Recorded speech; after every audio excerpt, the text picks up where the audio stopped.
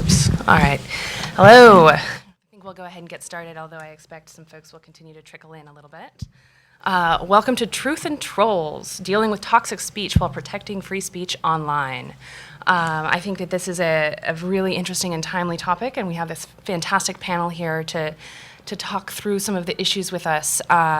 You have, or can get, if you would like, some bios. They're also on the website. I'll give a quick context.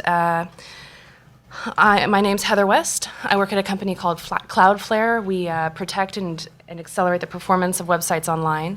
Although we don't host any websites, and we don't have the kind of user-generated content that you see here. We are often grappling with the idea that there's speech online that we don't like, but we are thankful for all of the experts here who are working on how to make speech safer online and help create helpful community and dialogue. So to my right is Courtney with the Committee to Protect Journalists. Obviously, right in the epicenter of free speech and making sure that there's productive conversation online. Greg Barber with the Washington Post and the Coral Project, which is developing best practices for engagement in this kind of a community. Tetyana, who is with Global Voices and has a great perspective into kind of what's going on in Russia and Ukraine. Jennifer Hanley with the Family Online Safety Institute works a lot with platforms to think about best practices for all sorts of speech. And Laura Ballard with the State Department, although, as I am sure she will reiterate, speaking for herself, who can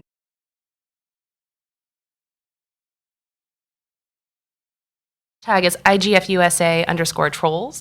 I'm going to be checking Twitter every once in a while, so if you have any questions you'd like me to ask, please let me know. We will also be taking questions. If there's anything particularly timely, pop up and ask.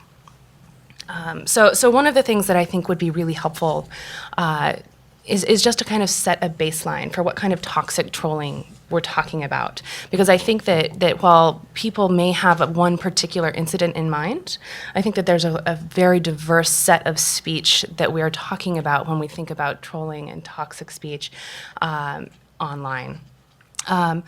Courtney, I think that you would be a great person to start talking about that. Sure. So, I think trolling can take a variety of different types of characteristics, but what we see at the Committee to Protect Journalists in terms of trolling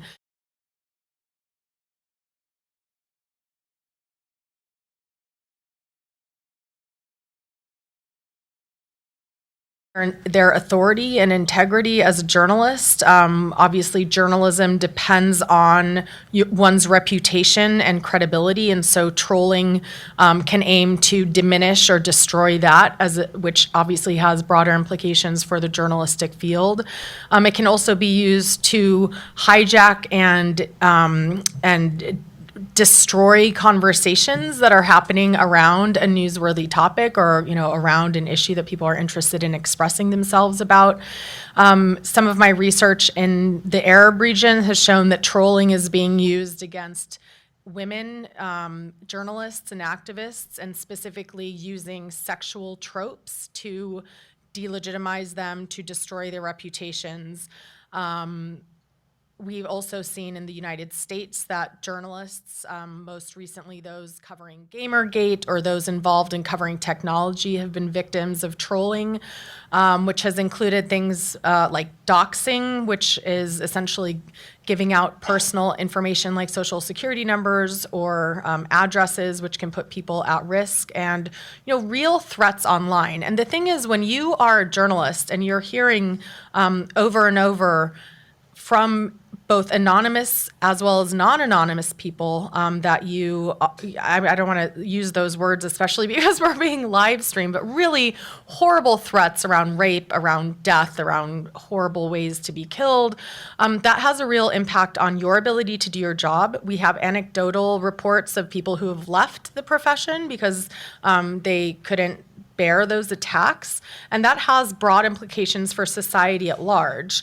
There's a woman named Lamis Dayef, for example, in Bahrain, and Amir al-Husseini, who was a Global Voices blogger, who are the victims of trolling.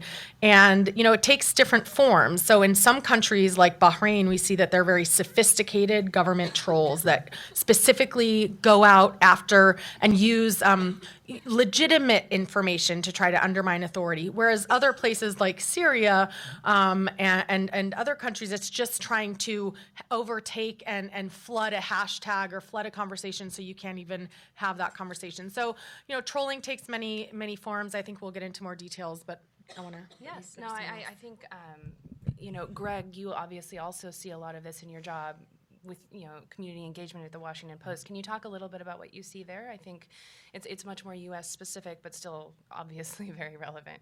Yeah, absolutely. And a lot of the problems that Courtney was talking about on the world stage are, can be seen in what we see at the Washington Post. As you mentioned, I'm also working with a group called the Coral Project, and that's a group that it's a partnership between the Washington Post, the New York Times, and Mozilla. We're funded by a grant from the Knight Foundation. And our goal there is to create open source software and renewed best practices that will help publishers better connect with their audiences and hopefully stamp out some of the kinds of trolling that Courtney was talking about. Yeah, I mean, at the Washington Post, we see, there's a lot of talk about organized trolling. We see a lot of disorganized trolling. It doesn't have to be a government to cause a lot of trouble. It can just be, one particularly virulent person who's trying to, dislodge a conversation, and it makes our job difficult, what we're trying to do at the Post. And with the Coral Project, actually, I've talked with dozens of publishers who have kind of the same experience that we do. What we're trying to do in our interactive spaces, comment sections being the most conspicuous kind, is have a conversation and allow more voices than just ours and the people that we've gone out to talk to be able to weigh in on the news. What we've heard from readers is that this kind of interaction is really important to them. It's a way for people to see that there are more thoughts than just what's happening in this story, that what this journalist was able to gather together. That there's a range of thoughts, that there's a range of experiences around different news items or different topics. And so we feel like it's very important for us to be a place where people can talk openly about the news, safely about the news, and trolls help to derail that. So we spend a lot of time and energy trying to make those spaces safer and more robust, and we're hoping that our work at the Coral Project will make that easier for publishers across the board. I think that there's, so we've talked a little bit about that there's a great diversity of these kind of trolling comments and content. What kinds of platforms are implicated here? Just everything?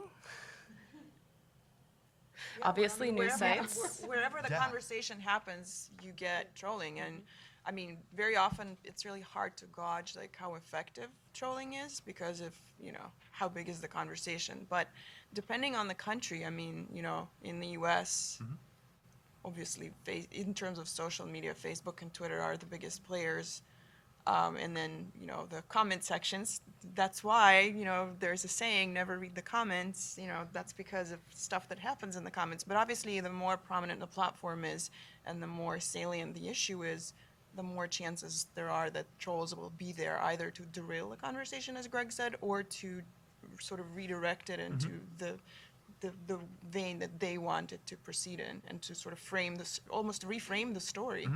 Which is weird to think about for journalists, but it is very easy for a journalist to lose control of the story if trolls descend and say, well, no, actually, this is what's happening here. That's, you're wrong here, and this is what's important. So that might also happen, and that trolling might also lead to that. And Jennifer, I know that you work a lot with companies who are running these platforms to think about how best to address this and create the community online in whatever context. Can you talk about that a little bit? Yeah, so for those of you who are unfamiliar with FOSI, we're an international nonprofit, and we're dedicated to making the online world safer for kids and their families. while also respecting free expression. So we're not saying limit everything, we're not saying all commenting and all of that is bad, but we want to make sure that people have a safe and positive experience. And as Heather pointed out, we work with a lot of companies and we provide advice and work on best practices around how to promote cyber civility. So, we look at things like toxic speech, like trolling. We look at cyberbullying and cyber harassment, particularly when it comes to teens and young people and how they're affected by this online. We also advise new startups and other companies who are, just getting into this space and kind of not quite sure what to expect when they open up a comment section or other things like that. And some of the things that we really suggest and hope that companies do is have a comprehensive set of policies to begin with. Really think about the values that they have as a company, the type of speech they want to foster on their sites, their services, and platforms. In addition to having a really good set of policies, we want to encourage them to have an adequate team in place to enforce these policies, to really quickly review when people report or need to block something. So those are just some of the basic steps that we want, is that comprehensive policy, enforcement mechanisms and tools, and a dedicated team to think about these issues. Okay, but can I ask you a question? Aren't you concerned about devolving that decision about what is acceptable speech to private companies that don't have accountability mechanisms? So we're increasingly, I think, moving towards the privatization of censorship, where we're saying, okay, we're no longer going to do this in a system of, a legal system where there are rules of procedure and accountability and due process, and we're going to move it to the private sector where there is a lack of transparency. There is, the only accountability is if you happen to be a publicly traded company and you're a stockholder, but even then that, in my opinion, doesn't really count as accountability. So how do you balance that? I think some of the accountability comes from the fact that if one, it's a negative environment, people are going to leave their service. They're going to end up losing users that way, and that might also stifle free expression, because if people are being trolled so much, they're not going to want to be on the service either. I think that there's increasing transparency where companies are trying to say, this is what we're doing. These are the guidelines for how we expect behavior on our platforms. So we encourage that. We don't want people kind of hiding everything behind closed doors, and using their websites, their terms of service, and their policies to publicly state what's considered acceptable behavior, I think is a good step in that direction.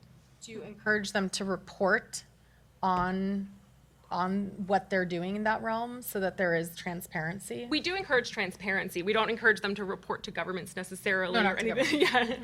But we do encourage also, when they're using blocking mechanisms and stuff, education to make sure that they're talking to users. And I'm thinking particularly of young teens who are engaging in negative behavior online, encouraging them to use steps to intervene and say, you're being blocked because of X, this was a negative behavior, and trying to use that as a teaching moment for their users to educate them on kind of what's more appropriate online behavior.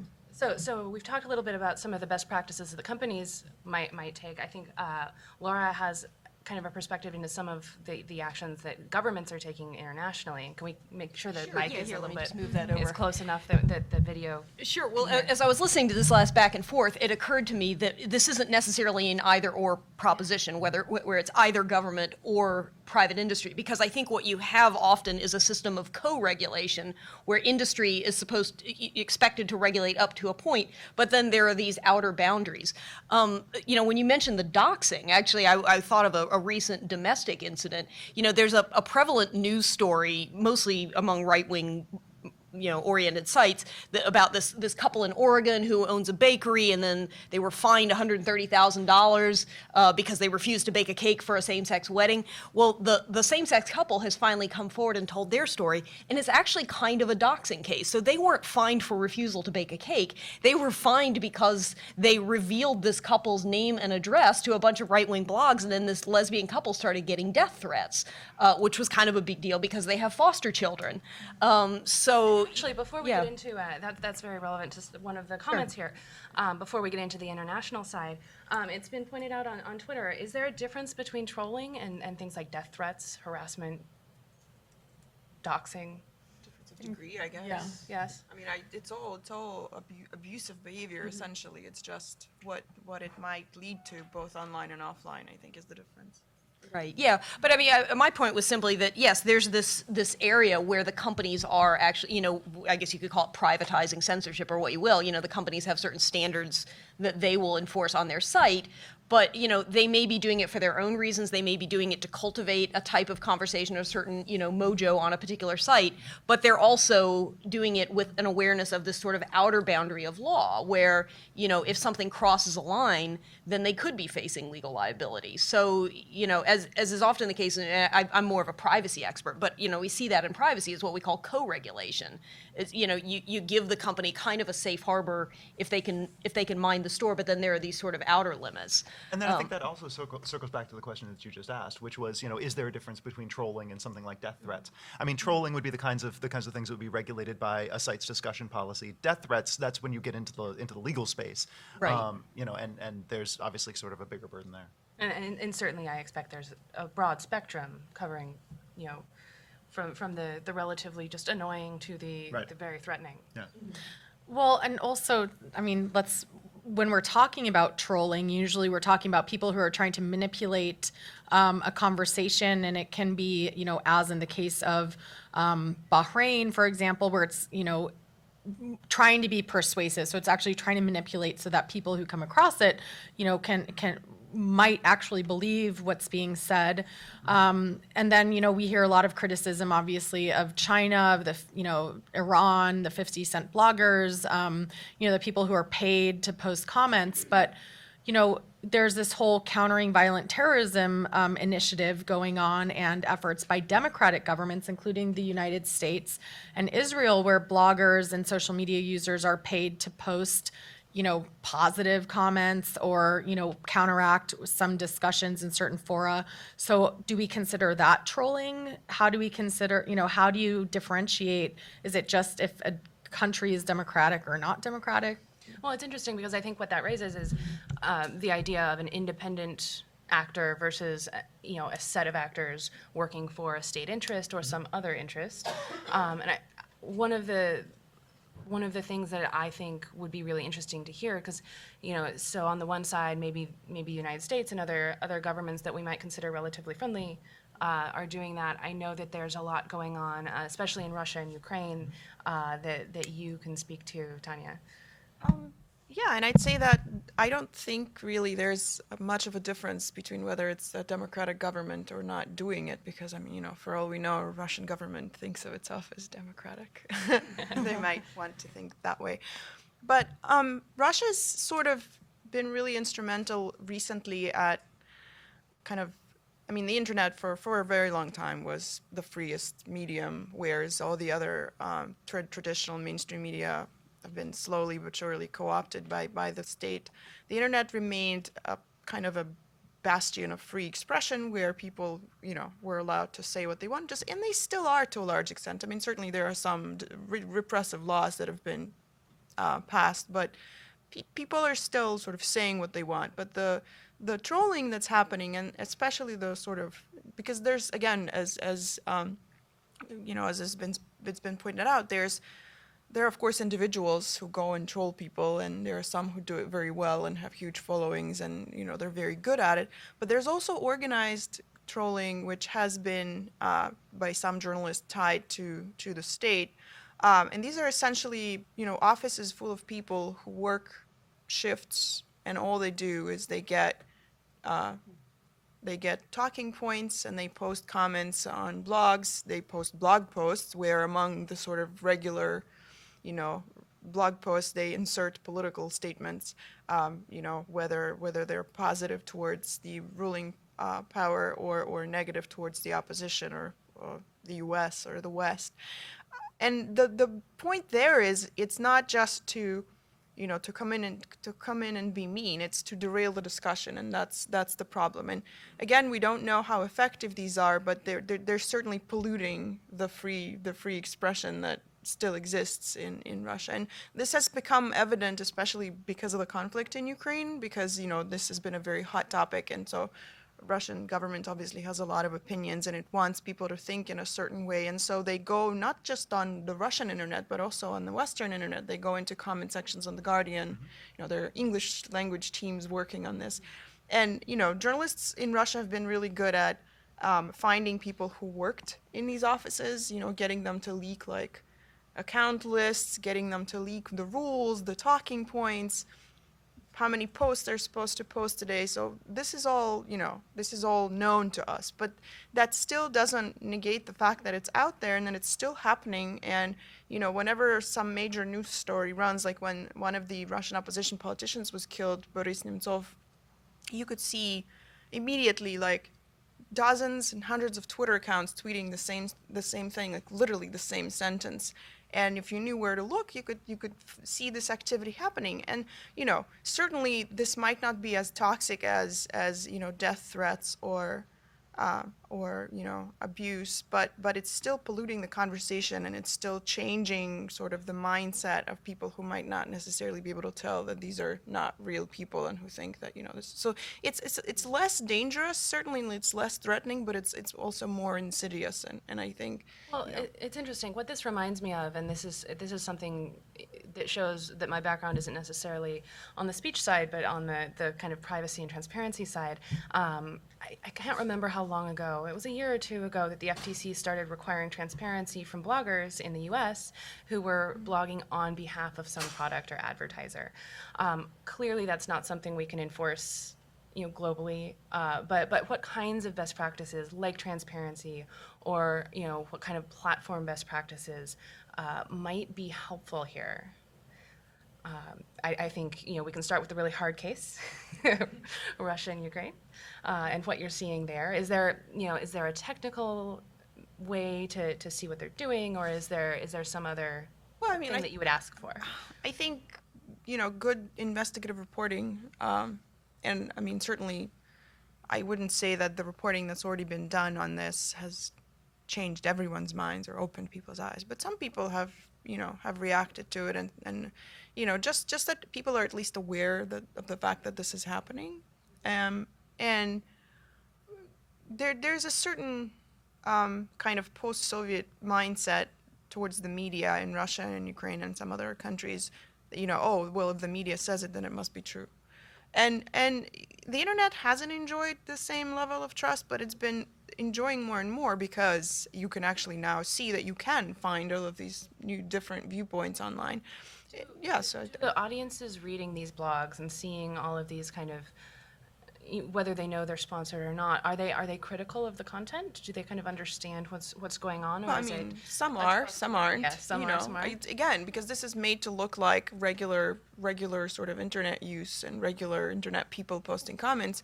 Sometimes you can tell, like sometimes it's just ridiculously obvious. But then again, we as journalists, like we see more, and we're not the, And there is a section in the State Department that does the social media production in Arabic specifically. There's one for Russian too. Yeah, and Russia. And I know in the Arabic one that they are supposed to identify themselves. So, that at least then gives the person a perspective. I don't think that was the case in Israel during the Gaza war in terms of, trying to identify themselves. But I think that is, one potential best practice, so that you recognize, who's making that speech. And I think, just to jump in there, that the FTC has actually put out additional guidelines this year on having people disclose when they have partnerships or sponsorship and things like that. And I also think it's really important, we take it from a digital literacy and digital citizenship perspective, that like teaching kids to think really critically, and young adults, about what they're seeing online. We deal with this with the extremism and radicalization side of things, but just overall, so that young people know when they're going online that they don't need to believe everything that they're seeing. They need to think critically about who's posting it, who they might be affiliated with. And I think getting that message through at a younger age is really important as kids engage online. Well, and I think it's an important skill for everyone. Yeah. Yeah. Well, yeah. There seems to be a live issue here with regard to online comments, and I'm seeing it as much, in Europe as here, which is, what is the value of anonymous free speech, and is that what we want in any particular context? Certainly the U.S. government and U.S. Supreme Court strongly support anonymous. The value of anonymous free speech is protected under the First Amendment. But it sounds like what we see time and again with online comments, and not just from a legal or human rights perspective, but also from the business perspective, is that forcing people to identify themselves changes the conversation. And maybe it changes it for the good, maybe it changes it for the bad. Again, there is a value for anonymous free speech, but I'd be curious, what some of your experiences have been with, what about, online commenting changes when you, require someone to register or have an account or even a pseudonym that's consistent? Yeah, well, I mean, I think one of the things that can be helpful with a pseudonym that's consistent, at least some level of consistency, is that there can be a quality increase. But let me take a step back. I've worked on internet forums that have that sort of, I guess, require a real name in the sense that we used Facebook comments, and then I've worked on forums that haven't. And the Washington Post currently, you can set up an account. You do need an account of some kind in order to comment. You don't have to use a real name. You can use a pseudonym. And I've really not seen a difference in quality. I know that that's a thing, and that there are people in my business that think that that using Facebook comments or using real names automatically equates to better, a higher level of civility, or that's just not been my experience. Because I think everybody in the audience might be able to pop on Facebook and find that one relative who puts that stuff up that you kind of just squint at a little bit, or block.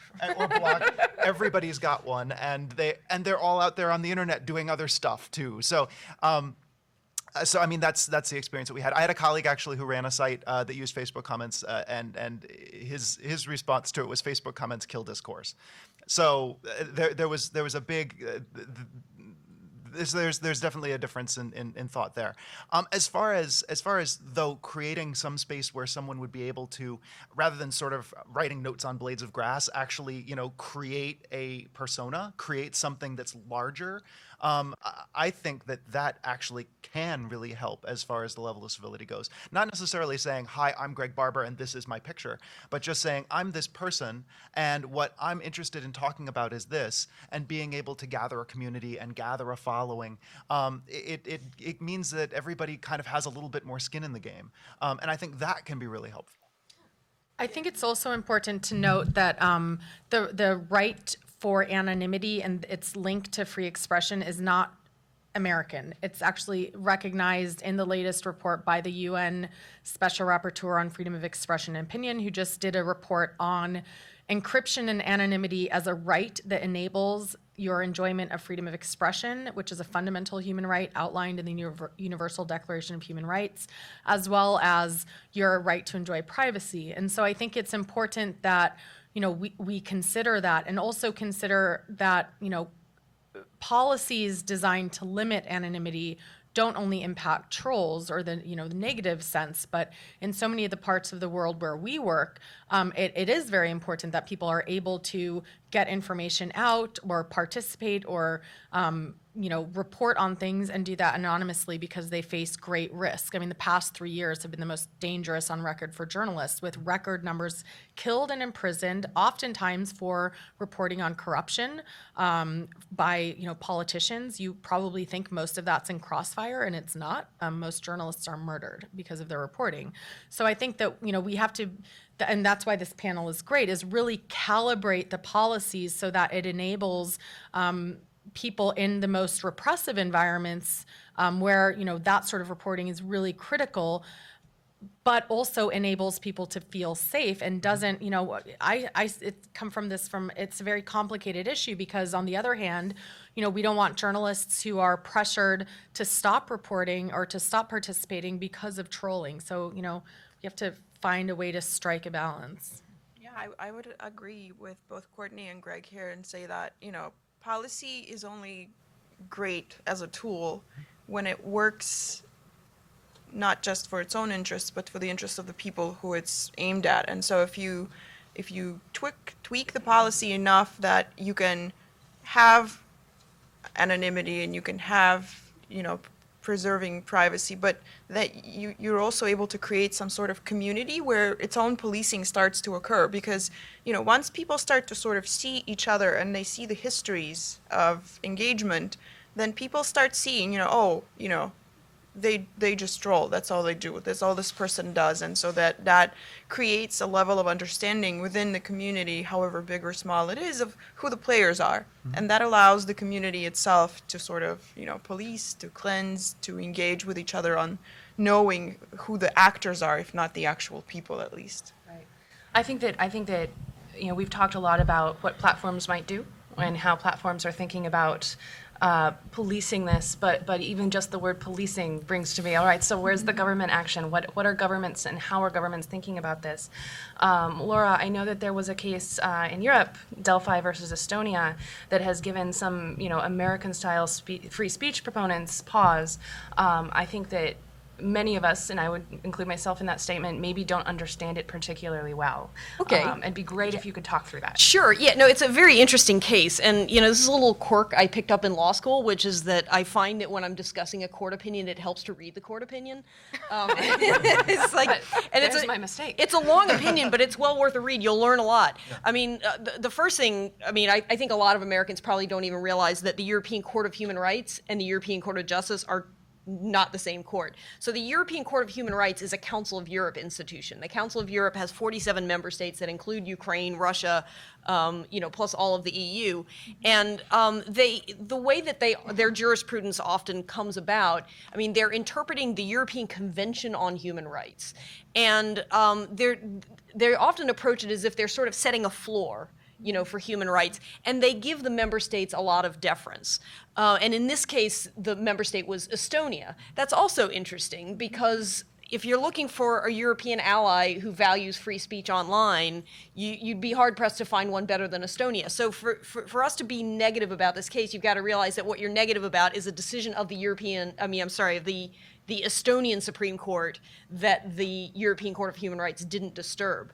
But what's also interesting about the case, and it would be an interesting contrast with how someone like Washington Post handles online comments, is that, it's an essentially similar business model. And the case, in the end, turns on what kind of business model is this? And, to what degree do you have to take responsibility for user comments of various types, depending on your own moderation policies and how you sort of align yourself with them. So Delphi was an internet news portal, still is, very successful. They promulgate about 330 articles a day. And in January 2006, they ran an article about a ferry service that had destroyed an ice road. And so, there's all these outlying islands in Estonia, and, the water freezes over in the winter, and there are these public ice roads. And then there's also this ferry service. So there's nothing wrong with the article. It was a fair and balanced article. But it got 185 comments. And apparently people feel really strongly about this ferry service. It sounds like, DC Metro, red line at rush hour. So they just hate these guys. And so about 20 of these 185 comments contain varying degrees of offensive language and threats of varying degrees towards the majority shareholder of this ferry company, who we only know as L. That's how he's identified in the European Court of Human Rights decision. So some of these comments say things like, they bathe in money thanks to state subsidies, burn in your own ship, you sick Jew. They say that L should go into the oven. They say that L deserves to be lynched. Lynching is what he deserves. And these comments stay up until around March of 2006, so about 6 weeks. Now, this company did have a user policy. They said, we don't appreciate hate-filled language, and and they did moderate in the sense that you have to put your comment has to be germane to the article that you're commenting on. So they did have a capacity to moderate and a willingness to moderate. They also had all the usual disclaimers: we don't take responsibility for these comments. And this Delphi at that time had a reputation for a sort of rough and tumble comment section. They seemed to cultivate it. They liked it. They left that. They liked being kind of edgy. It was like, kind of like Reddit on steroids, which is a little scary because I think Reddit is already on steroids. But so Reddit on steroids. And so people were kind of getting tired of it. It was pushing the boundaries, but it attracted traffic to their site. So L, in March of 2006, tells them to take down all these comments, and also he wants 32,000 euros in damages. And they said, well, we'll take it down right away, of course, but we're not liable for damages because we're an information society service, which is how the EU law, of which Estonia has a law that is pursuant to an EU directive, defines basically an internet intermediary. So they go to the trial court in Estonia, and the trial court says, okay, well, you're a content provider and a publisher with regard to the article, but you're an intermediary with regard to the comments. So we're not going to find liability here. This gets overturned on appeals. It goes back to the trial court, and they said, no, they're not an information society service. We're not splitting the baby. They're a publisher. They're a content provider. The comments are relating to the article. They're ginning up traffic to the article by curating these comments. So they end up getting fined 320 euros. Okay, and they take this all the way back up to the Estonian Supreme Court that basically is interpreting Estonian law. Well, then Delphi, and there are a couple of civil society organizations that got involved, they took this to the European Court of Human Rights. And the European Court of Human Rights said, okay, we're going to look at Estonia's approach to these issues and see if it violates Article 10 of the European Convention on Human Rights. And they decide the test is it lawful? Is it a good due process? Pursuant to rule of law, and is it necessary in a democratic society? And so again, that sort of sets a floor that leaves a lot of leeway for the states to come up with variations. So they rule in favor of Estonia. They say, okay, Estonia's approach to this is not unlawful or unheard of or violating free expression. There are 2 judges who dissent, and the dissent is worth reading too, because they actually talk about the importance of intermediary immunity, going back to like the 18th century with Jonathan Swift, and he published a satire, and they went after the publisher instead of Jonathan Swift, even though they knew it was him. The case also got into issues about anonymity. One of the things the court was looking at was sort of the difficulty of this guy L coming after the commenters themselves because they're not easily identified. So it gives you a pretty good roadmap of the kinds of things to do if you're trying to avoid liability for that sort of thing in Europe. I would also say if you're going to bring a test case for free speech in Europe, I would try to do it on something other than anti-Semitic death threats. I find that that's, Europe doesn't have the same free expression standards that we do all the time, and that tends to be where they'll often draw the line. The swastikas, the anti-Semitic comments, there's a history there, we don't share it. There are just certain times that we part ways with those guys. So that's that case. Interesting, and you're right. That's not the test case that's going to go well for free speech proponents. Yeah. I would like to hear some reactions. Yeah. And by the way, I'm writing down all of the questions that are coming through on Twitter. Thank you. Keep it up. Yeah, I think one of the key things here, apart from this sort of setting a very worrying precedent, and that's why everybody's kind of reacting in such a shocking way, is this idea of, who is an intermediary and what's their liability? Because this has been a big issue in not just in Europe, but overall, and sort of the policy on intermediary liability has been really important. And in Russia, again, the internet service providers and websites, including, say, search engines, again, face increasing pressure because right now, the Russian president has just signed the Right to Be Forgotten law, which is basically, in some ways, modeled on the European version, but also puts a lot of pressure on search engines, and it requires search engines to be the ones who respond to people's requests, who should be the ones who find the offensive content and who have to decide whether or not they want to remove it and why, and then face court prosecution if they don't.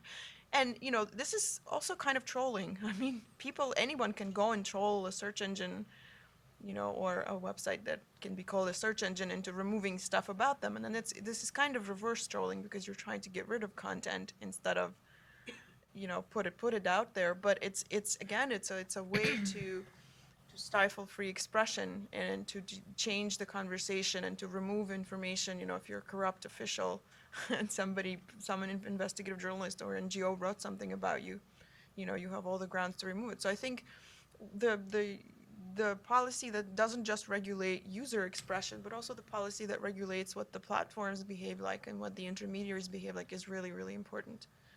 Can I just add, I think there's a concern. There are anti-defamation laws for a reason. Now, no, I don't think part of those laws are it has to be easy. Many times it's not easy, but there is a due process for claiming defamation. There's a bill that I understand, I think was just signed by the Senate that would require internet companies here and broad range of them to report terrorist speech, like pro-terrorist speech. And again, this goes back to my earlier point, which is this devolution of to private companies to decide what is or what is not certain type of speech. And the reason that we have laws and a court system is for those decisions to be made, according to due process, because what we see is that, when this is devolved to companies, they tend to err on the side of caution, right? So they're going to be more likely to censor something if they think that, they're going to face repercussions by the government for, not implementing right to be forgotten or the terroristic speech issue or whatever it is. And, I just think that's very problematic. It sets a really dangerous precedent. It puts a lot of pressures on companies when they're operating, say, or have staff in repressive countries. It also makes them more susceptible to pressure because, they have staff on the ground. They have to worry about, safety and security of those staff. So, I think we really have to also look at the United States to set an example on best practices. We've already seen, the impact that the mass surveillance revelations have had on, deteriorating trust in the U.S. role in internet governance and, the trust and accountability of private companies. And so I think, the U.S. needs to do everything it can to avoid, feeding fuel to the fire. And do you think that that's a good role for the government to play, or do you think that that's something, that we've mentioned co-regulation, we've talked about a couple of other options, some best practices purely on the platform side. What do you think the best option for kind of demonstrating the right way to do this is? Well, I think, Hard question. Yeah, Sorry. I mean, there's this principle that we, freedom of expression advocates in the U.S. government generally, does not support intermediary liability. Well, this new proposed law seems to kind of undermine that. And we see, it's interesting. I don't know the specifics of the Delphi case, in depth. I did not read the case as you did. But, we see that, so you said that they took the comments down. The same case happened in Thailand with a woman named Ju Prachatai who ran a website. Someone made a comment that was defamatory, under lèse majesté laws in Thailand and was arrested and facing prison charges. And she took down the comment as well. So again, it just provides, it's not the right way to approach these issues. And another thing is people can choose not to read those comments.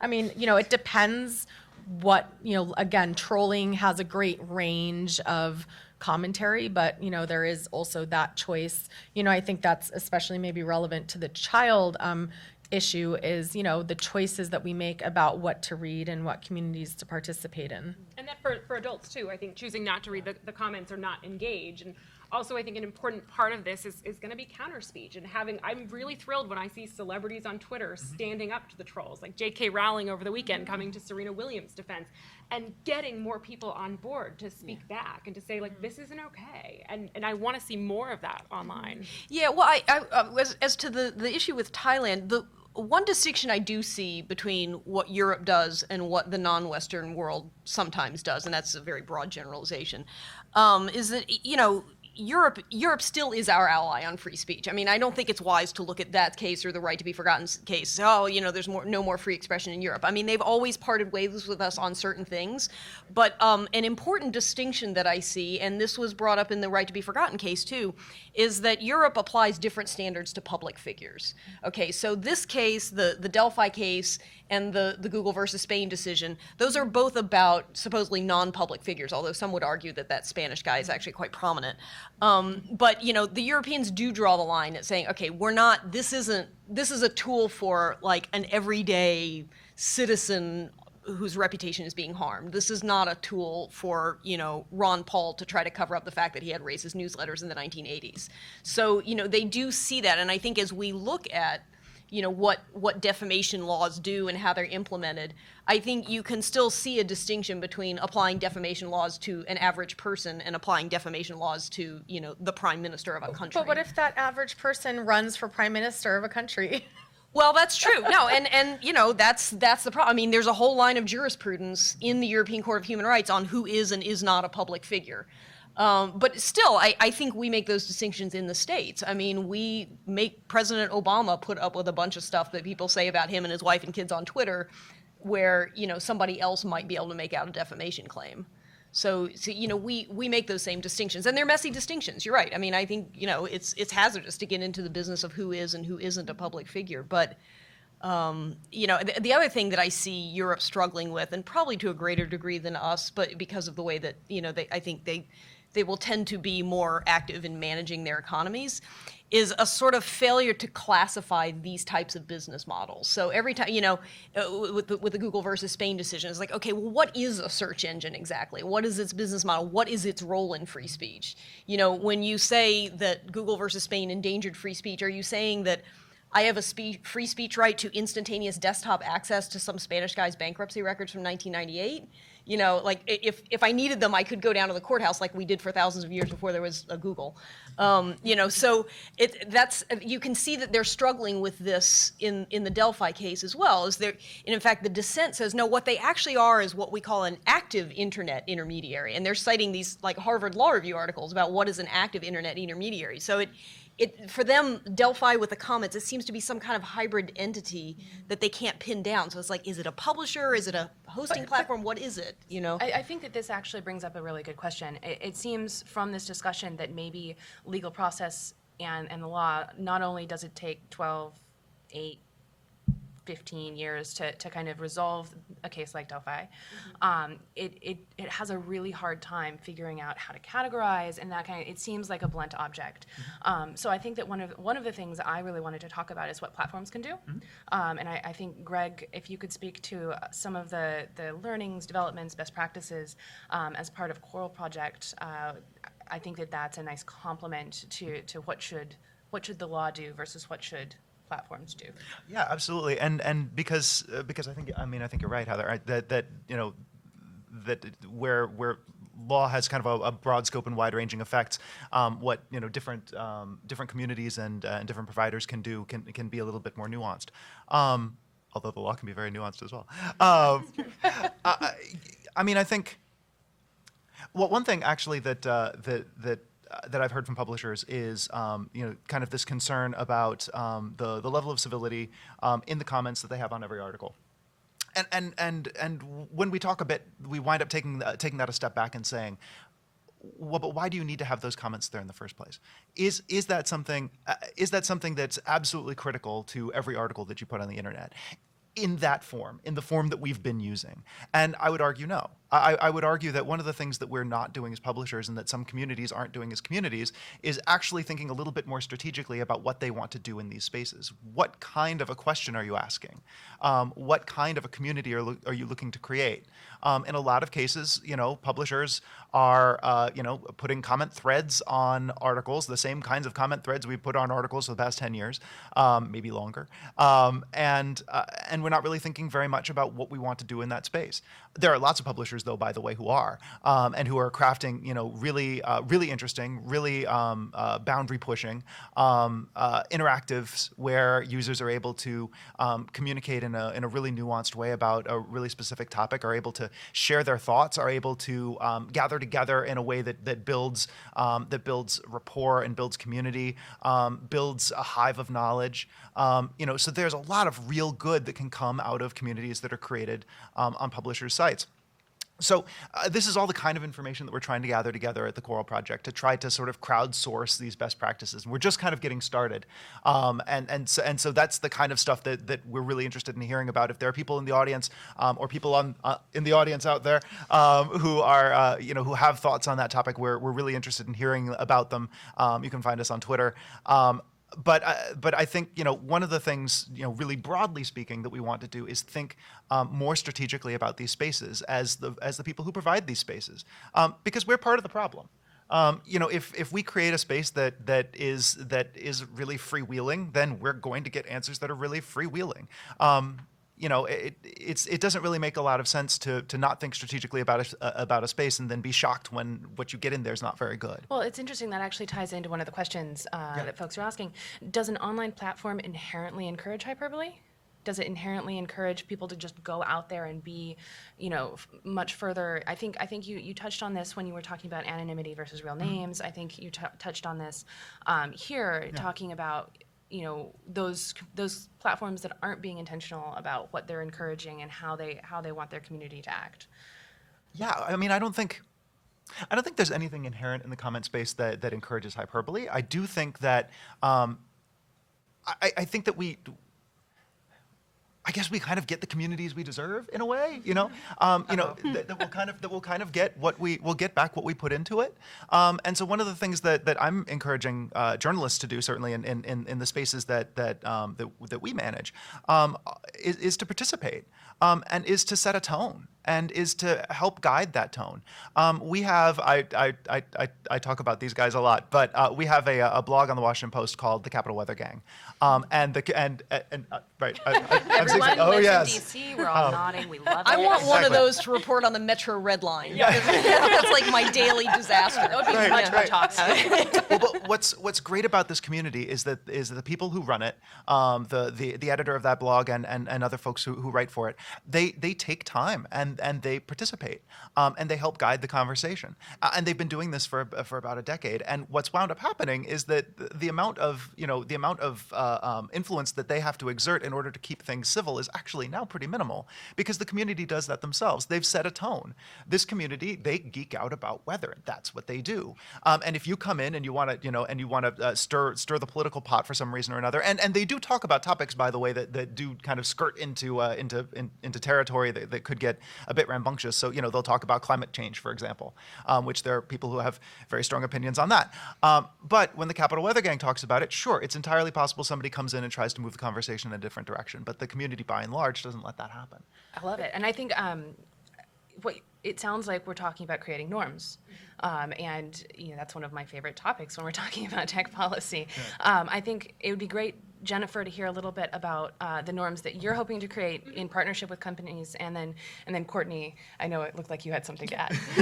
Yeah, and just going off what Greg was saying, I think that's what any platform, any social media company or others needs to do is think about the type of conversations they want people to have on their network and the type of values that they as a company have as well. I think that's really important.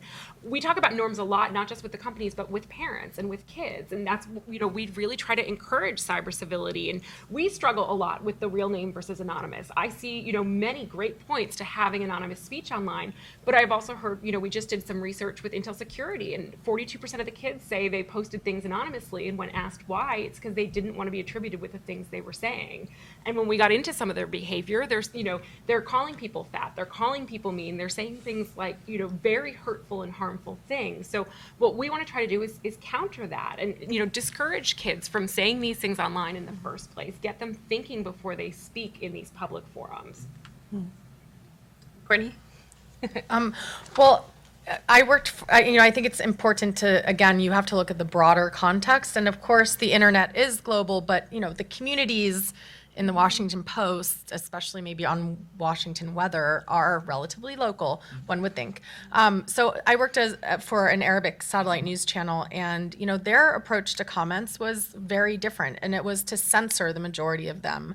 And that's also something I think that we have to be cognizant of and aware of, because we don't want to bridge into censorship. And having, I think, clearly defined rules about what the expectations are and when those comments will be removed is useful. But I also wanted to go back to something else, because I don't think that the Delphi case is the only case looming out there. And you're right, it's not just about the law, but I think we also have to be concerned when we see European leaders. There was a letter signed, I want to say, by 11 information ministers in Europe, and a visit by the French information minister to San Francisco, calling on tech companies and especially social media platforms to restrict extremist speech. And when we're talking about trolling, a lot of trolling is extremist in one way or the other. And how do we balance the need to restrict extremism, but also recognize that extremism in one area is not maybe extremism in another, or in one time. At some point, advocating for the right for a woman to vote was an extreme position. So we have to be, I think, very nuanced and careful about that. And I love the fact that we're talking about norms, because I think the best way to counter this negative speech is with creating normative communities. But there definitely are cases of trolling where you can't counteract threatening speech. It's still perceived as a threat by that person and can impact how they react. And there's an interesting case now that's being perceived by journalists working in Egypt, and they're perceiving it as trolling because there's this new department called like Fact Check Egypt that specifically is this trolling? I don't know, they're perceiving it as trolling, but they specifically look at how foreign reporters are covering Egypt, and when they don't like it, they go after that person and try to correct it or whatever, lambast them. And another issue is, going back to norms, is with the PR firms that are being hired by some of these companies to do their social media strategy, which often incorporates aspects of trolling. That's where normative power can be really useful as well, because many of them are American. We know, for example, Corvus Communications, I think, was one of the Bahraini firms. So, if we can also bring moral pressure on the people who are providing, the support that enables this nefarious trolling, I think that's another way that we could use norms. So when we're creating these norms, these kind of community rules and expectations, is there a role for things like feedback mechanisms? Someone on Twitter mentioned, for example, the Reddit upvote, downvote, that in some cases seems to be a really effective way to encourage good speech, and in some ways, I think may also highlight things that you might consider trolling. Tanya? Yeah, I mean, I think there's a lot of good that we can say about a mechanism like upvoting and downvoting, but then again, that also, we must not sort of view this as like a, here's a solution, it works for everyone, because depending on which community you're in, the community may impose their own norms through a seemingly democratic process of voting up and down. But if the community is toxic, then it'll just be a toxic voting up and down. So it's also not just there's not like a Deus ex machina here where like, oh, we'll just use this tool and it'll all be great. Just as very very few things that are automated just work. You have to have a human element, and very often when we are talking about setting norms, it's cool to have tools, but you also have to have the values present, and you have to articulate them very clearly. And then, as you say, that can help people manage their expectations, because then people won't just know that they can upvote and downvote, but they also know that if they see trolling behavior, they can decide, whether they want to counteract or they just want to not engage, but that it will be clear to everyone, what this person is doing and what their choices are and how they can protect themselves if they want to. And again, if there is somebody who is engaging in behavior that's threatening, and sending out either gender-based or otherwise based threats to someone, then the community will know, that this is something they can either downvote or report, or, how to engage with this person. So I think, mechanisms are fun, and some of them work better than others, but values and sort of managing expectations and being very clear, both by platforms as platforms who provide services such as Facebook, and content providers, websites like Washington Post or Global Voices, be very, very clear about what sort of behavior they seek to build in their community spaces online. On this issue about violent extremism, which I think poses a different set of challenges even than defamation or just lack of civility. I attended a very interesting panel discussion in Strasbourg at the Cybercrime Conference a few weeks ago, and I was particularly intrigued at the Norwegian approach. And it was very ironic. I mean, the French panelist was there and talking about taking down content and how important it is to take down the content. A very sharp Pakistani lawyer sitting next to me at some point interjected and said, "You don't understand, when you take down the ISIS flag, you're taking down actually the seal of Muhammad, and all you're doing is making you guys look like a bunch of hypocrites." But the Norwegian approach, I thought, was very intriguing. And of course, as I'm listening to him, I'm sitting there with my Wi-Fi connection and seeing something about some shooting in Charleston in a church, so wasn't exactly in a position to deny that, violent extremism facilitated online is a problem. But the Norwegians, what I liked about them is, first of all, they're trying to come to terms with both Islamic and right-wing extremism, because they're still trying to figure out how this thing with Breivik happened. And, they find what is a real struggle is to allow this free speech, but then find the moment where that one person is about to turn violent. And in fact, they almost caught the guy who went to Kenya and committed a terrorist attack. They had some information that he had become radicalized, but they just couldn't connect the dots enough to keep him from getting on a plane. But what they believe in is an overt police presence on some of these sites, not a covert presence. And they're trying to create reporting structures so that people will come to them and say when these people have become radicalized. Because what they find is that the radicalization can't happen solely in the online world. It also has to happen in the offline world. There has to be some sort of offline connection. And, kids are joining ISIS because of ISIS's successes on the battlefield, not on the internet. So, I think dealing with the violent extremism, it's just, you kind of have to remind people, it's like, okay, the internet is not the enemy here. Yeah, it's a useful conduit for people, and people are doing some very clever things. There was an excellent article, I think in the New York Times, about an American Christian young woman who was radicalized through social media by ISIS.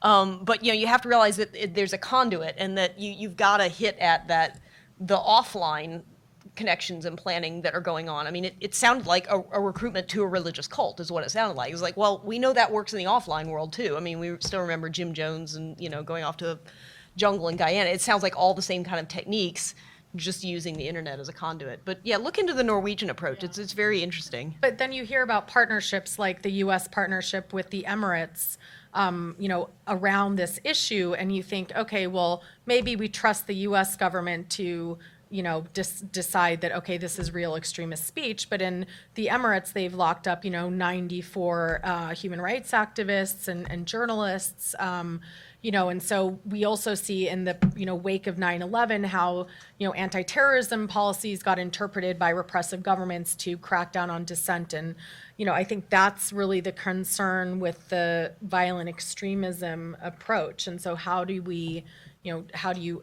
yes, legitimately counter the extremism, but not also provide an opening for other governments who will use it as an excuse to restrict dissent or criticism? Good question. Yeah. I'm not an expert on that one. I mean, if we had a silver bullet here, we wouldn't have a panel because it wouldn't be very interesting. Sure.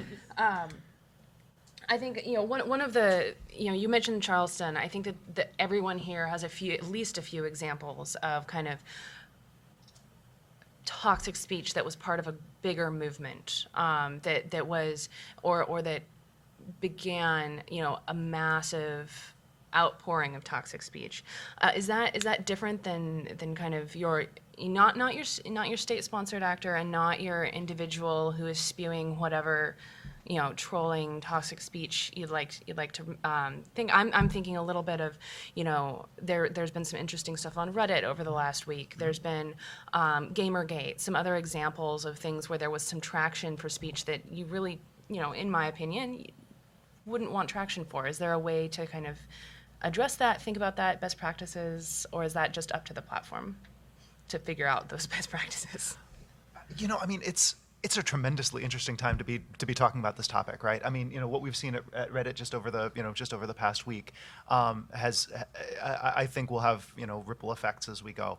I know certainly as we're getting started on the project I'm working on, we're definitely keeping an eye on all of that. I mean, I think it's difficult to. Okay, wow, here's a statement. Get this one down. It's difficult to paint the internet with a broad brush. I know.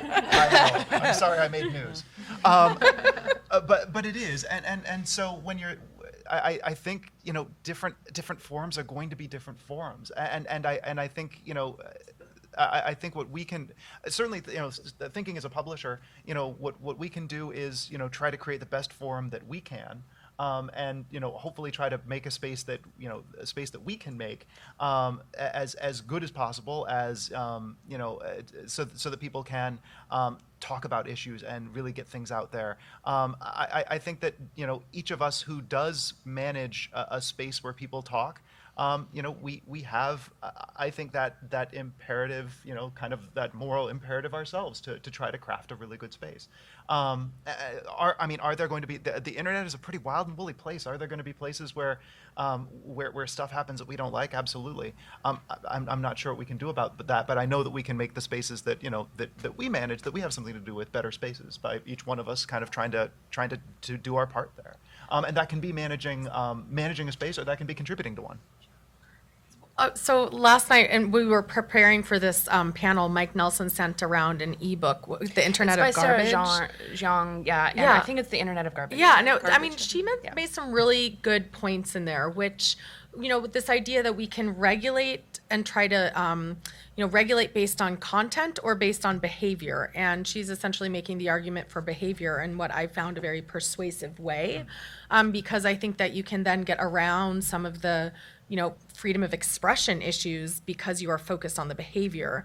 And also she made the point that there was a misguided media narrative around the Gamergate issue and scandal and that whole thing, because a lot of those trolls were not anonymous. They were, previously related and known to the victim. And so I think that's also important, and that harkens back to something that I would emphasize, which is the importance of the media to report well on these issues and, not to just go with the easy trope or, but really to explain well and dig into the details and not, paint a broad stroke about, whatever the issue is, because it is important to realize that, the doxing attacks were not by anonymous random trolls who, showed up once in a forum, right? It was by an ex-boyfriend or whatever. And this idea that, the difference between somebody who, throws out some vile comment once versus a continuous 3-month, haranguing on someone's blog. So anyways, maybe we can tweet out the name of the book. I thought, I'll find the it book. provided some interesting ways of thinking about these issues that can help resolve in a positive way this tension. And I want to just maybe continue that thought by illustrating this by a story from the Russian internet. Fairly recently, obviously there's some anti-LGBT and anti-gay sentiment in Russia. There's a law against gay propaganda.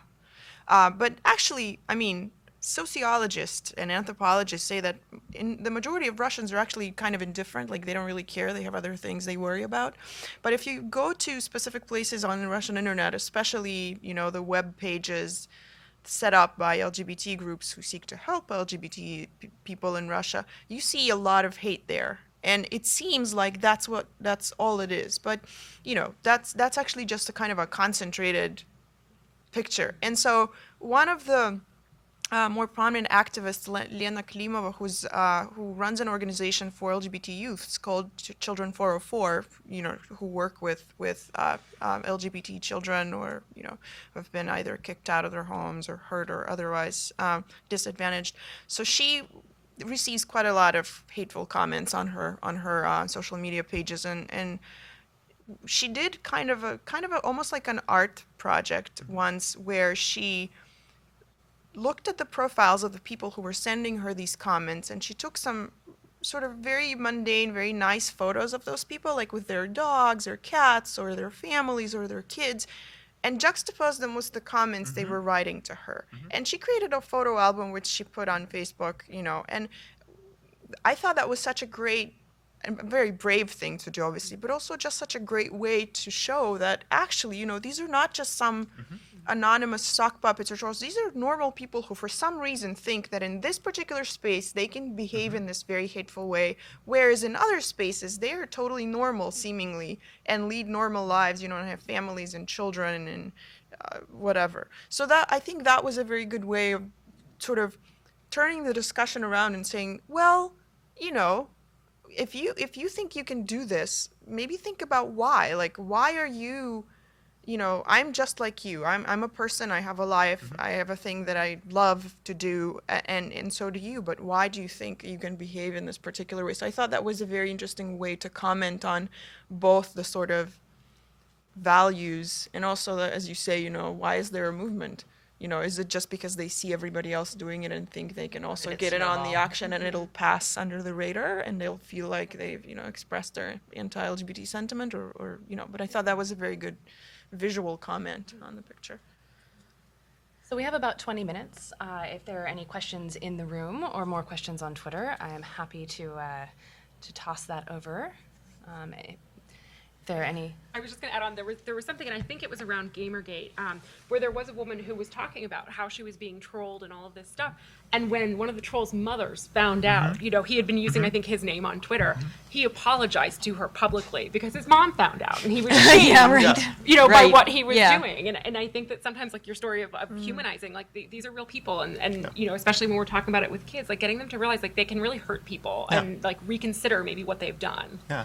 Well, go for it. Well, I was just gonna say, in addition to, you know, those issues, I mean, there was making sure that law enforcement understands the range of trolling and knows how to respond, because I think there have also been reports, at least in this country, of women specifically going to the police to report, you know, threats that are a danger to their life, or again, doxing attacks, and the police have no idea and might not even know what Twitter is. Yeah. Oh, yeah, absolutely. I mean, that kind of you know, that kind of knowledge really helps when it comes to law enforcement. I was just going to piggyback and say, you know, just I've had personal experiences, you know, at the Post, talking with commenters, both sort of in comment threads and outside of them. You'll be surprised to hear, I think, that sometimes when people write in to customer service, they're not always as polite as they might be if they were talking to you one-on-one. But what I've found is that when I wind up responding to those, which I do a lot, that the tenor almost instantly changes in most cases, where, you know, where somebody kind of starts out with, you know, with the thumb screws out and kind of ready to go for me. Then when I respond back, you know, as, hi, I'm a person, and I hear what you're saying, and here's what I'm doing to try to help you, the tenor of the response usually changes. I found the same thing in a comment thread. We had some trouble with our comments software on the Post, and I started writing about it on the site, and inviting commenters to come in and talk about, you know, what kinds of experiences they were having and how we might be able to solve them and that sort of thing. So a place where people are already coming from a place of frustration, but seeing that a person was interacting with them really helped to change the tenor. And there's actually research on this as well. The Engaging News Project, which is a group out of the University of Texas at Austin, did a study earlier this year that said that journalists participating in comment threads or other interactives can actually raise the level of civility in those spaces. And I think you might be able to, I'm no scientist, but I think you might be able to extrapolate that out to other types of communities as well. Hi, I'm Carrie Jeff. Is it on? Just raise that, yeah. And I'm a Luddite. That's okay. If Just up towards yourself, there's a little, yep, Okay. all right. Is it working? Hi, I'm proud to be a Luddite. Actually, and I'm pulling back more of my social experience than I've had online before. It's not up. Oh, well, that sounded like it was on, or that was yours. Yeah. There we go. I found it. Got it. There we go. I will make my sons proud of me. I ran out of writing space and I stopped writing because there was too much to contribute to. I am a journalist. You actually built the first discrete site crime analysis lab on a college campus on the continent. So I take a little bit of umbrage to comments about law enforcement. I worked with them on a 911. I quarterbacked a PD. So I know who showed up to take care of people and who stayed away. Back then, when I built my crime lab, I came up with a phrase called psychological homelessness. Now, we're talking back around 1990s, 2000. Around the time of 9/11, I was actively there. And I used that term to describe, to project forward a mindset that I was watching people move to. There was no accountability to talk into a computer box, and everybody talks as we type, we know that. And I was projecting then that people were going to be building fantasy worlds, again, with no accountability. We've created what we have today, and as a journalist, and I reformed or retired, I think reformed, we're accountable because many people that we allow to call themselves journalists don't do the fact checking that the Missouri Journalism Center has out there as our CODIS to follow. Case in point, recently we had the South Carolina shooter. Laura, you talked about the Delphi, the wedding cake situation. I never heard the other part of the story that you just told us, but there's another part to the South Carolina shooter. I do tech trails, and I looked immediately at the who is and found it went to Russia. Knowing about the anonymity projects that State Department funded and encouraged, these little underground tunnels you talked about. For one, do not believe that that Russia's involved with it. I think someone tipped it there. So everybody jumps off in these ways of not doing diligence and taking a deep breath. And in terms of your project, Greg, one of the healthiest things that you can advise people is take a breath. Do your diligence. I post screen grabs when I research things. And by the way, I also looked at your bio. The Express posted something about the Jefferson Davis being under attack as the next place to take down the name. It's already happened. On one of my sites, I have it up there. It's called the Jeff Davis Highway. So just a couple of points to kick in there as to, we have to remember we are the problem. And it's not just journalists, it's everybody in this room that thinks that you're not accountable for what you say. We totally are. So how do we encourage that kind of diligence and that moment to take a breath before you fire off the angry comment? Yeah, I mean, I think, take a.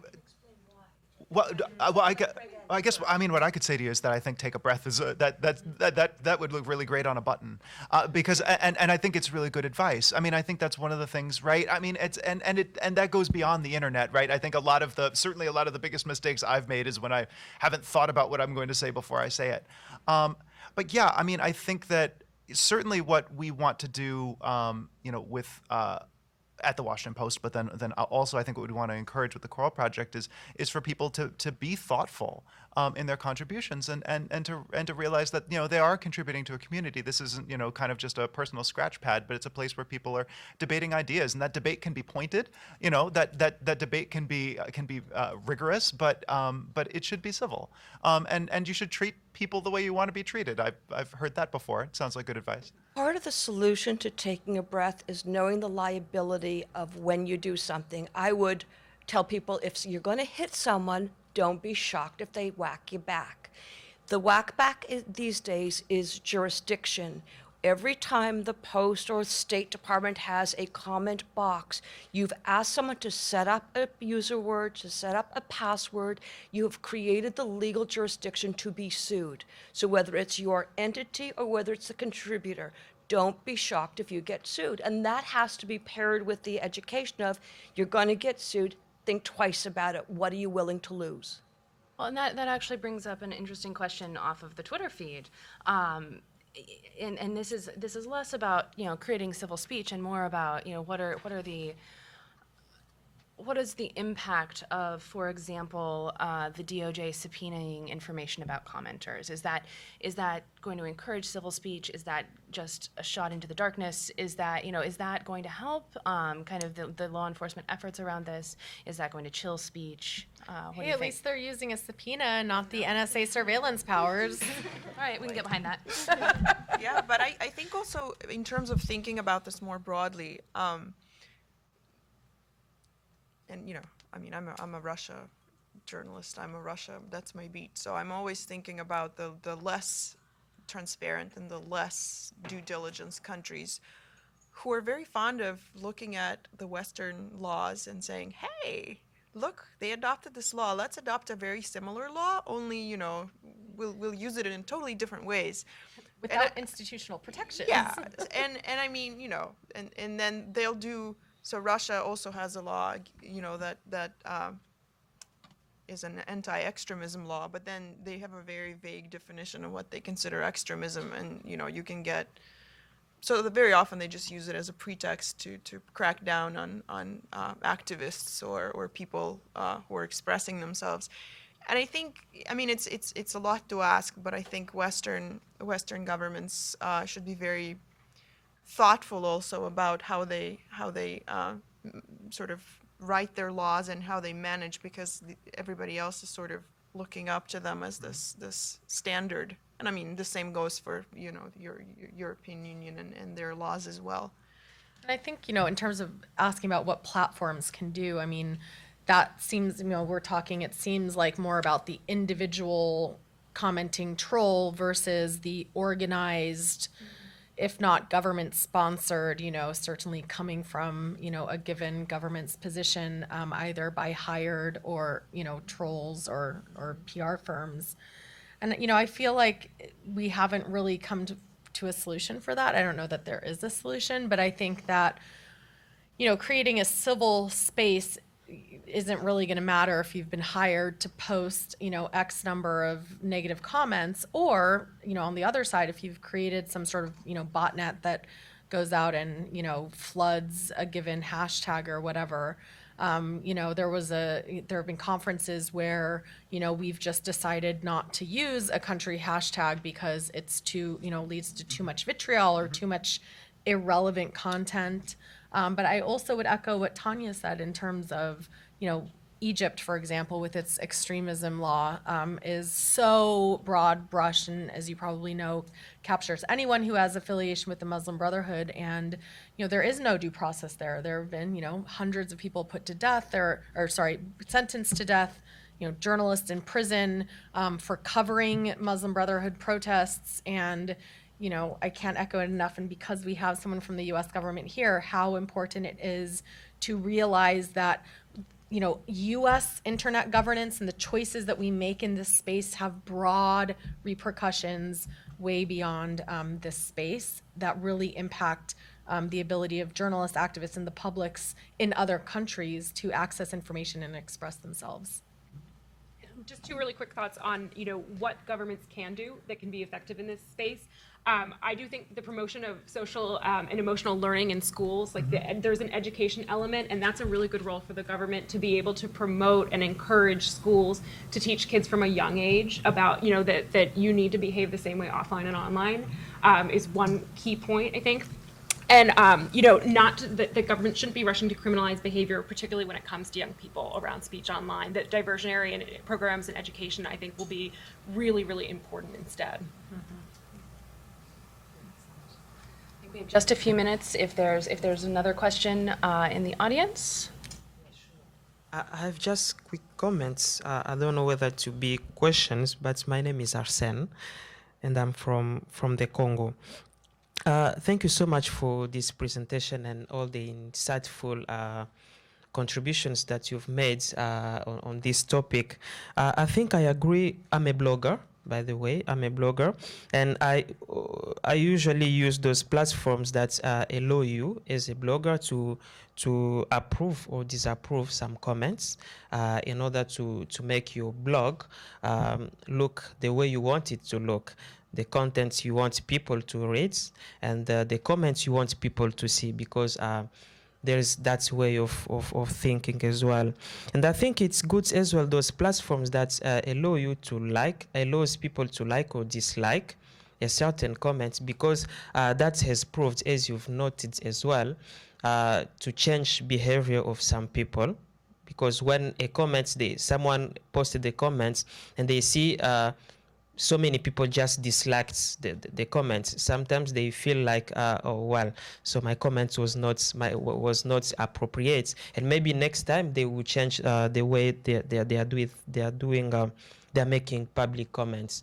Also, lastly, maybe taking a look at some politicians or some public figures, people who have, for instance, blogs or Facebook pages or those kind of social media platforms. I think it's also good sometimes to check on the comments of people in order to help you evaluate or to see the way people see the way you're doing things. Because sometimes when you post something which is publicly something about, as a politician, what you are doing, and you can feel the sense or the temperature of your readers, whether this is good or not, based on the comments that they'll be posting. Sometimes those comments may be rude, or maybe the comments that you don't want to hear or what you don't want people to say about your policy or your actions. But sometimes I think it's good to feel what people feel about you. And I think the same thing would appear here, as I said, for any public figure, for instance, for journalists as well. For instance, as a publisher, you may have your own Facebook page, for instance, and you can see what people think about the post that you are posting, right? And those comments can be sometimes rude, or I don't know, you don't like them, but I think you don't need to delete them, for instance, because that will help you to see what people think of the work you're doing. I think that's you. a good point. I think it's a good point that comments that are critical are not trolling necessarily. Oh, exactly. No, absolutely. And that was great. And I'd love to underscore two things that you said there. One, this notion of transparency. As publishers, as people who run forums, giving a good idea, a discussion policy, but even beyond that, some interaction that says, okay, this was really great, and let me tell you why, or this didn't really. What do you think about this? And sometimes it's not as it's not as clear cut as this is a comment that I want to delete. It might be more just kind of pivoting the conversation a bit, right, to something that might be a little bit more might be a bit more useful. And then you also mentioned the notion of changing behavior, and I'm glad that you brought that up, because I wanted to be sure that we did here, because trolls aren't necessarily born that way, right? It's a learned behavior, and it's one that can change. If people show up to a pie fight, they're going to pick up a pie, right? But if people show up to a reasoned discussion, then that pie it's not so appropriate. Maybe it's dessert. So I think that's something to keep in mind as well, that you can change this behavior. And if I can jump on one more thing, a lot of what we've discussed today, talking about people, people on internet sites saying that, the people should be the horrible things that they wanted to do to that guy in Estonia, or other things. Why on earth do we have these spaces, right? I mean, it sounds like they're pretty horrible, and they're not. Not all of them. And I think that one of the things that we can do is look at the spaces that are going well. Look at the kinds of areas where this sort of discussion is bringing more light than heat, and trying to see if we can emulate those. I'll give you a couple of examples beyond the one that I already gave you about weather, because who doesn't love weather? But at the Post, we have a few communities that have really started to grow online, and that are really quite civil. There's one that has grown up along one of our reporters named Joel Achenbach, and it's been a community that's been around for about 10 years. And they talk about what Joel writes, but then they also talk about each other's lives. They meet in person. When one of them unfortunately passed away within the past year, they got together and had a gathering to celebrate her life. These are people who matter to each other, and so you can create communities where not just ideas are exchanged, but where people actually sort of gain personal interactions with each other and with us as people who work at the Washington Post, but then also as our brand. And so from a business perspective, that's really helpful to us, but from a personal perspective, it is too. I'll give you one more example. At the New York Times, there's a series of articles that was done called Paying Till It Hurts, and it was talking about Obamacare and some trouble that people have had around that. And the reporter who put that series together set up a Facebook group where she invited people who were having trouble with healthcare to come together and talk about that. That Facebook group still exists. It's got almost 7,000 people on it. It's updated really regularly by regular people. And what happens is folks come in, they talk about their healthcare experiences, they help each other, and then the reporter from the Times has actually used this space as a breeding ground for articles that she can write that sort of bring to light some of the problems that real people have found. So these spaces can be really beneficial. It's just a matter of structuring them the right way and giving people the incentive to come in and be thoughtful. I think that is a fantastic note to end on. Does everyone want to go through and have a last word? Who wants to start? Sure. Well, I would say, if you want to have a robust global defense of free expression, I would advise people to read or reread, if you haven't looked at it since you were an undergrad, John Stuart Mill's On Liberty. Because I think, when you're in global dialogue, you start to realize that where the U.S. is on free speech is like way farther than almost any other country on earth. I mean, even the Canadians think we're over the top sometimes. And so, to read John Stuart Mill is to read his articulation of, well, why is free expression important? What societal value does this hold, given that it can do so much harm?